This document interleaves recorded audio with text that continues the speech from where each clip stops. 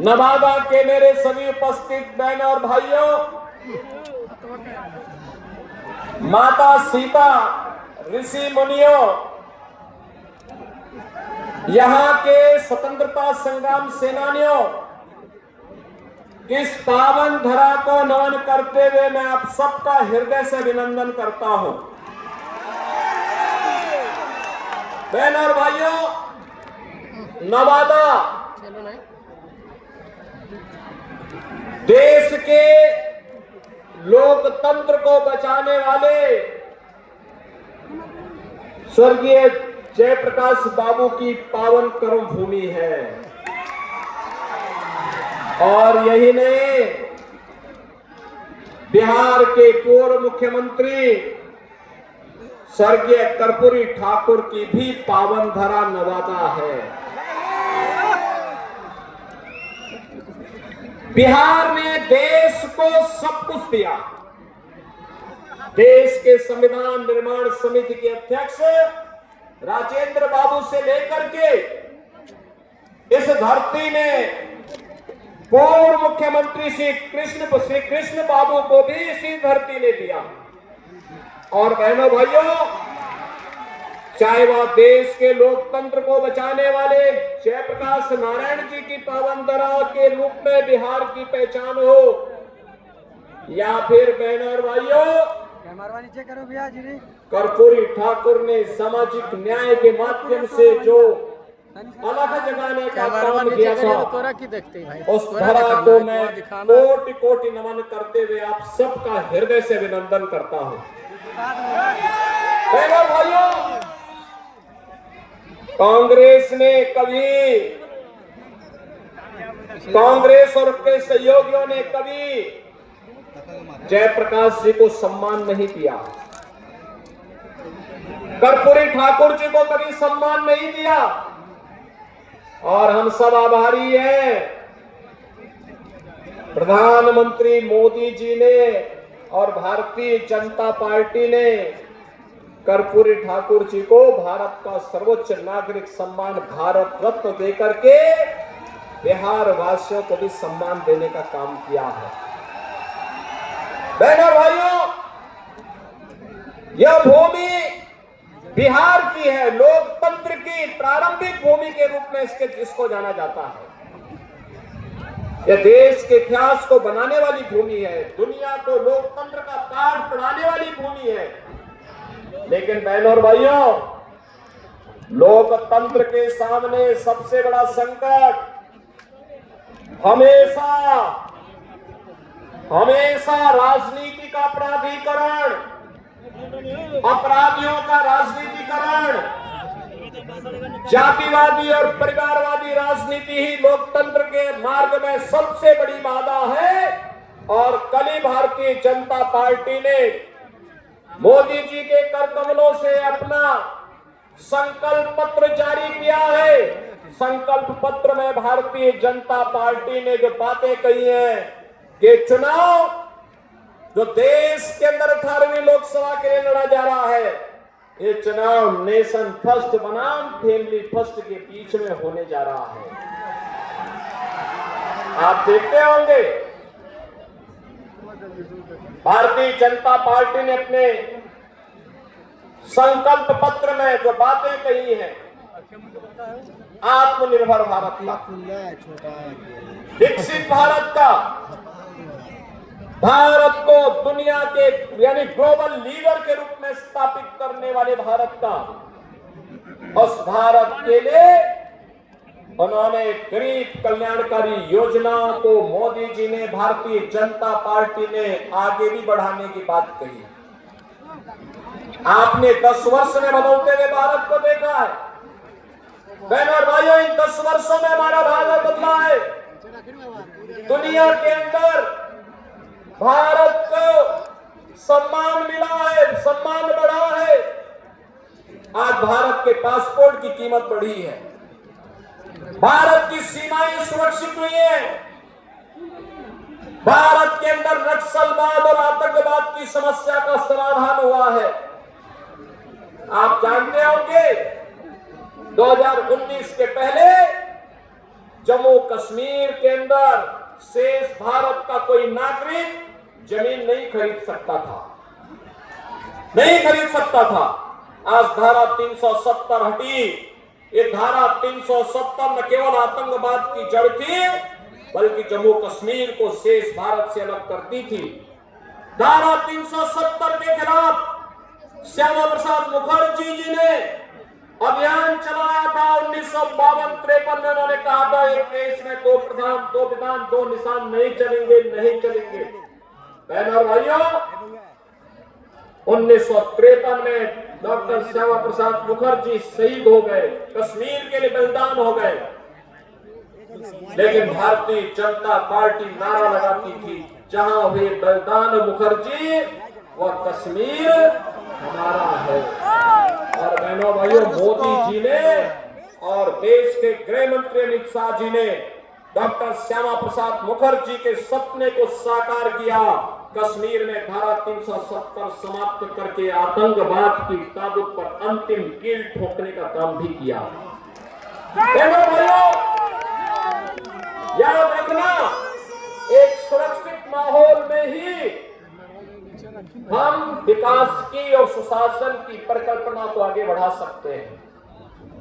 नौजवानों के लिए रोजगार और आजीविका के साधन बढ़ा सकते हैं, कनेक्टिविटी को बेहतर कर सकते हैं, नौकरी और रोजगार की ढेर सारी संभावनाओं को आगे बढ़ा सकते हैं। और सुरक्षा का वातावरण आज नए भारत में है। आज देश के अंदर विकास के बड़े बड़े कार्य हो रहे हैं, हाईवे बन रहे हैं, रेलवे की बेहतर कनेक्टिविटी बनी है, एयरपोर्ट बन रहे हैं, आईआईटी बन रही है, आईआईएम बन रहे हैं, एम्स बन रहे हैं, one district one medical college बन रहे हैं, वर्ल्ड क्लास इंडस्ट्रीज का निर्माण हो रहा है, हर घर नल की योजना साकार हो रही है। और गरीब कल्याणकारी योजनाओं की तो कोई सानी ही नहीं। बहनों और भाइयों, याद करिए, 14 के पहले लोग भूखों मरते थे, भूख से मौत की शिकायतें आती थी, किसान आत्महत्या करता था, नौजवान पलायन करता था, महिलाओं के सामने आजीविका का साधन नहीं होता था। 2014 के बाद आपने बदलते हुए भारत को देखा है। आज आप देख रहे होंगे, पिछले 4 साल से देश के अंदर 80 करोड़ लोगों को फ्री में राशन की सुविधा का लाभ प्राप्त हो रहा है। 60 करोड़ लोगों को 5 लाख रुपए की आयुष्मान भारत की स्वास्थ्य बीमा का कवर मिला है। 50 करोड़ गरीबों के लिए जनधन अकाउंट खोल करके दिल्ली से आने वाला पैसा उनके अकाउंट में आएगा, इस बात की गारंटी दे दी गई। 12 करोड़ अन्नदाता किसान को प्रधानमंत्री किसान सम्मान निधि का लाभ दे दिया गया। और बहनों और भाइयों, 12 करोड़ गरीबों के शौचालय भी बने हैं। 10 करोड़ गरीब महिलाओं को उज्ज्वला योजना के कनेक्शन भी मिले हैं।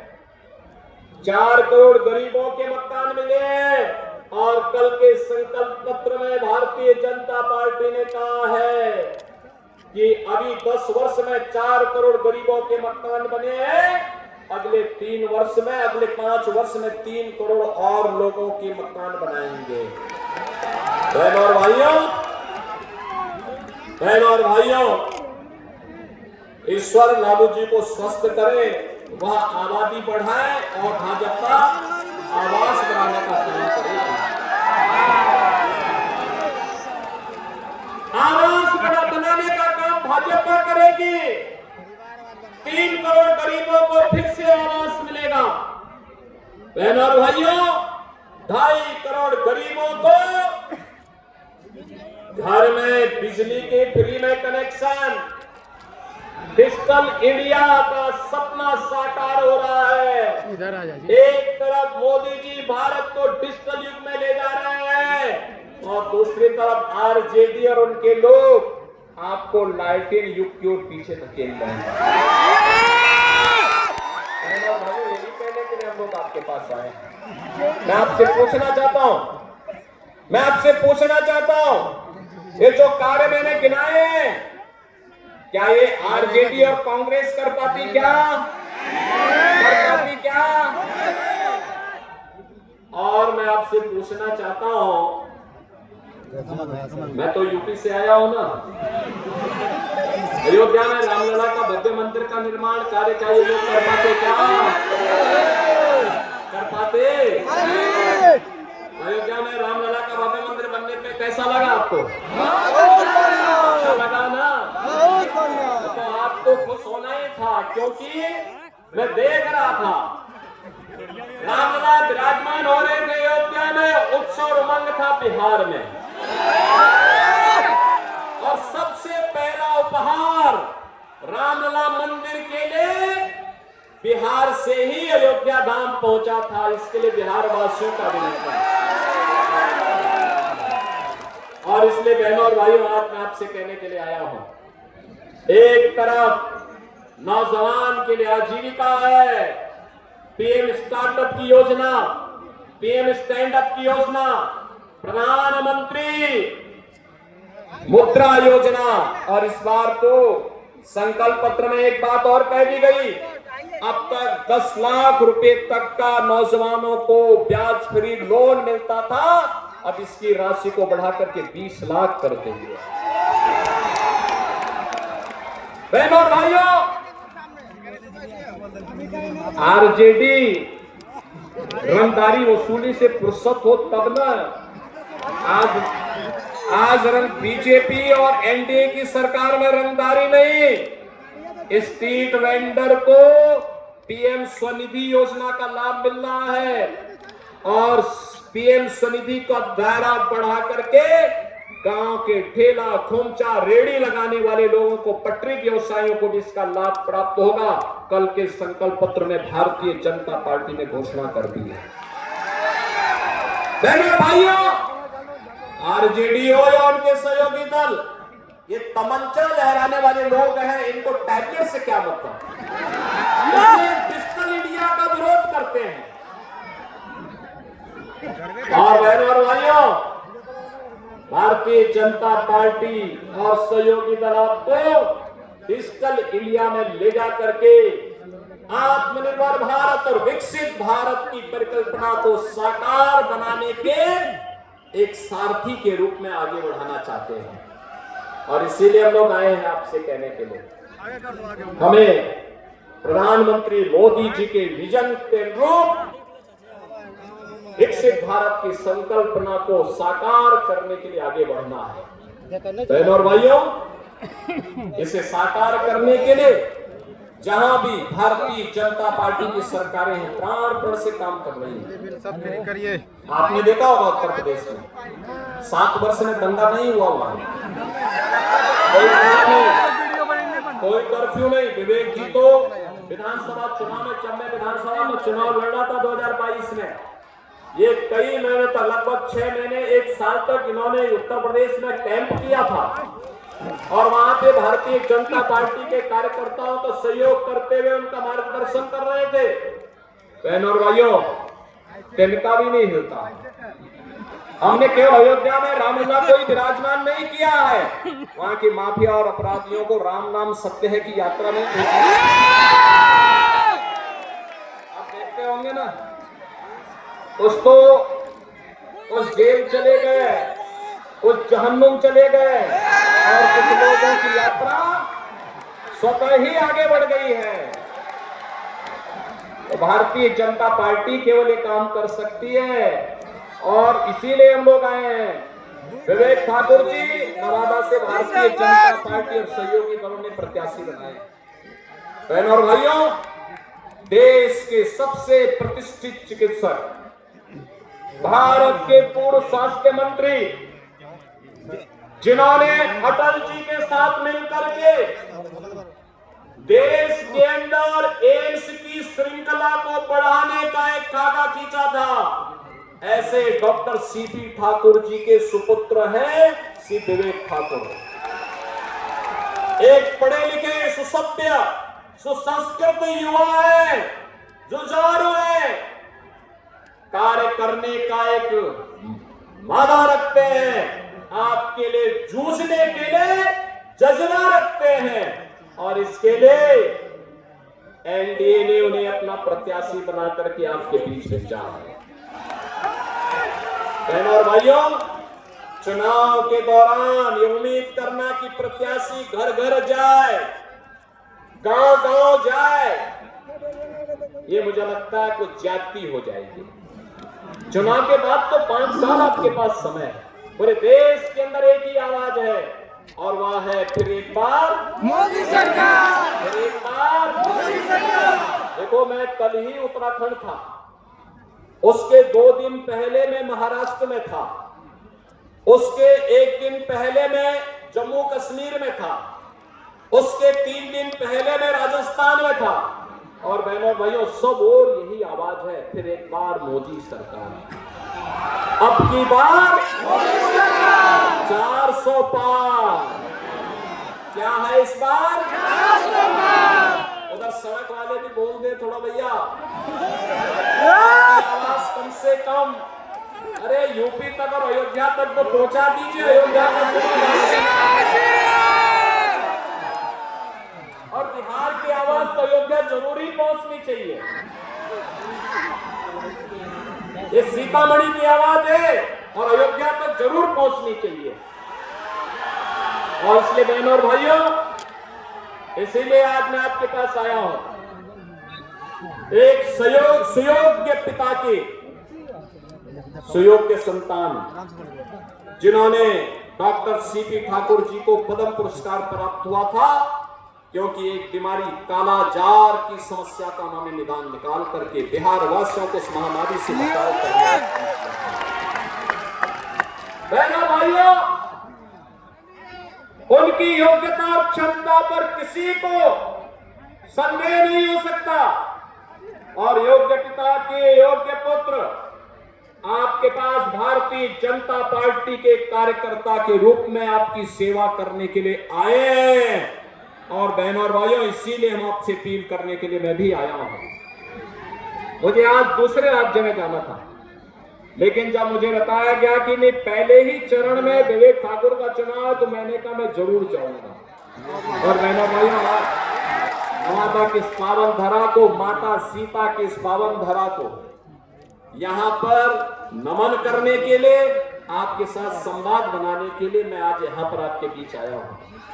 आप मुझे बताओ, आप भी बिहार के अंदर यही चाहते हैं ना कि जो यूपी के अंदर हुआ है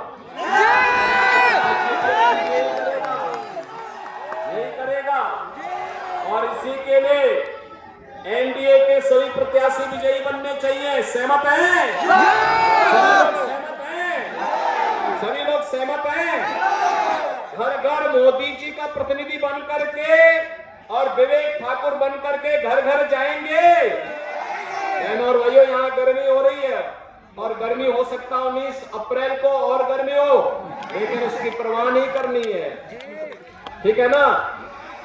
याद रखना, ये गर्मी अभी जितनी पड़े, लेकिन तय करिए, कमल खिलाइए और राजनीति के प्राधिकरण करने वालों की गर्मी निकाल दीजिए। सहमत है ना? सहमत है? तो फिर 19 अप्रैल को विवेक ठाकुर जी को कमल चुनाव चिन्ह पर भारी बहुमत से विजयी बना करके भेजेंगे। मोदी जी के गले में बिहार की एनडीए की सभी सीटों को भेजने में अपना योगदान देंगे। तो फिर मेरे साथ बोलेंगे, भारत माता की जय, भारत माता की जय, भारत माता की जय।